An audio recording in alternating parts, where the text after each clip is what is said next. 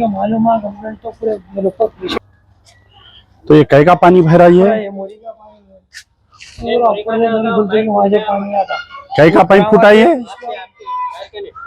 तो एक नल का पाइप फूटा हुआ है वो 4 बजे से पानी ऐसे निकलता देखो। अच्छा अभी निकल रहा है अभी। हाँ जरा ये डोर नंबर नोट कर दीजिए। ये तकरीबन जगह जो है वाटर के लीकेजेस है, लीकेजेस की वजह से गंदगी पैदा हो रही है।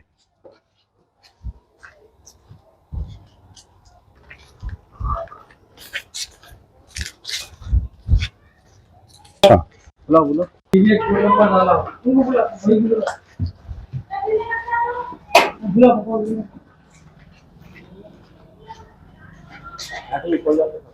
और यहाँ से मैंने रोड पे अपनी गाड़ी कहाँ रखी हुई है वहाँ निकलती है। अस्सलाम वालेकुम। क्या बोल रहे हो?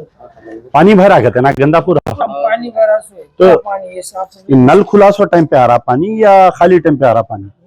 नल खुला तो इसका मतलब नल में लीकेज है कहीं।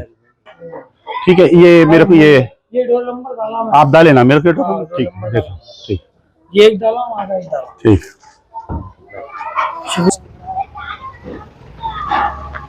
देख लिया काम करा